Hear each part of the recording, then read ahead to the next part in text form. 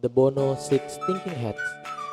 Pada video kali ini menjelaskan apa sih The Bono Six Thinking Hats, bagaimana sih cara kerjanya, dan bagaimana cara implementasinya. Langsung saja akan kita bahas semuanya pada video kali ini. Pengenalan. Seringkali untuk memecahkan suatu masalah, otak manusia akan berpikir dengan rumit dan kompleks, menggunakan sejumlah cara yang berbeda. Oleh karena itu, perencanaan dan pendekatan terstruktur dapat memudahkan seorang individu atau sebuah grup untuk memecahkan sebuah masalah yang kompleks dan rumit. Disinilah metode Six Thinking Hats yang diciptakan oleh Edward de Bono memberikan sebuah alternatif yang dapat membantu memecahkan suatu masalah yang rumit dengan lebih optimal dan efisien. Apa sih The Bono Six Thinking Hats itu? The Bono Six Thinking Hats adalah metode yang dapat digunakan untuk memecahkan masalah secara individu maupun secara kelompok. Jika digunakan dalam meeting, teknik ini berguna untuk menghentikan konfrontasi yang terjadi ketika orang-orang yang mendiskusikan sebuah masalah yang sama memiliki cara pemikiran yang berbeda. Metode Six Thinking Hats memisahkan 6 sudut pandang yang berbeda. Yang pertama, kita akan membicarakan tentang white hat. White hat atau topi putih mewakili sifat netral dan objektif. Di sini, dia akan mengumpulkan informasi sebanyak-banyaknya yang berupa data yang ada, sesuatu yang sudah diketahui atau sesuatu yang belum diketahui. Yang kedua adalah black hat. Black hat atau topi hitam adalah lambang dari kritis dan kehati-hatian.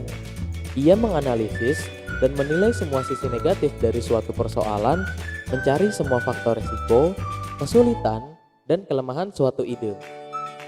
Topi hitam mengajak untuk selalu berpikir logis, tapi jangan berlebih-lebihan menggunakan topi hitam karena akan menyebabkan sifat pesimis. Yang ketiga adalah yellow hat. Yellow hat atau topi kuning melambangkan cahaya dan optimisme. Ia berfokus pada alasan yang logis dan positif. Berbeda dengan topi hitam, di topi kuning kita fokus hanya pada hal yang positif, tetapi tetap masuk akal. Topi kuning juga digunakan untuk berpikir konstruktif dan generatif, membuat segalanya bisa dilaksanakan. Yang keempat, green hat. Green hat atau topi hijau mewakili sifat positif energi dan produktivitas.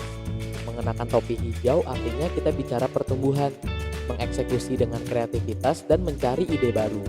Dengan topi hijau, kita mengeliminasi kesulitan yang dideteksi oleh topi hitam. Mengenakan topi hijau berarti meninggalkan ide lama dan beralih kepada hal-hal perspektif baru. Topi hijau adalah pertumbuhan. Yang kelima, red hat. Red hat atau topi merah melambangkan emosi manusia.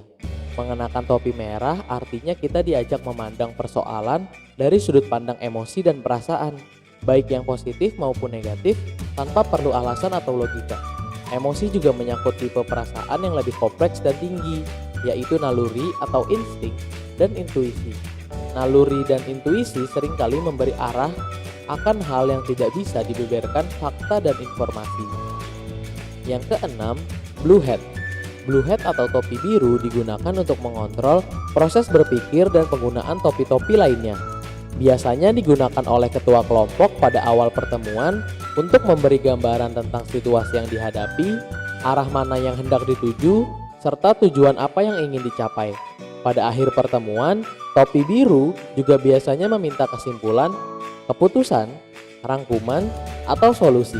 Di bawah topi biru juga ditentukan rencana atau langkah selanjutnya. Nah, berikut adalah contoh implementasi dari metode The Bono Six Thinking Hats dalam sebuah meeting. Yang pertama, blue hat. Ia menentukan tujuan dari goals dari meeting tersebut dan menginformasikan agenda yang akan dibahas. Yang kedua, red hat. Untuk mempresentasikan perasaan atau intuisi mengenai hal yang dibahas. Yang ketiga, white hat. Menginformasikan data-data yang ada pada seluruh anggota meeting. Yang keempat, yellow hat. Ia menginformasikan hal apa saja yang berjalan dengan baik dan bersifat optimis. Yang kelima, black hat. Ia menginformasikan masalah apa yang sedang dihadapi dan hal apa saja yang sedang berjalan dengan tidak baik. Yang keenam, green hat. ia membagikan ide dan tawaran solusi untuk masalah yang ada. Yang ketujuh, red hat, untuk menanyakan kembali perasaan atau intuisi mengenai hal yang telah dibahas. Lalu yang terakhir, blue hat, ia menentukan solusi yang telah disetujui bersama dan kegiatan apa saja yang selanjutnya akan dilakukan. Ada banyak metode pemikiran lainnya di luar sana yang dapat memudahkan seseorang untuk mengambil keputusan dan memecahkan masalah. Metode Edward de Bono Six Thinking Hats ini adalah hanya salah satunya yang dapat membantu untuk memberikan 6 sudut pandang yang berbeda.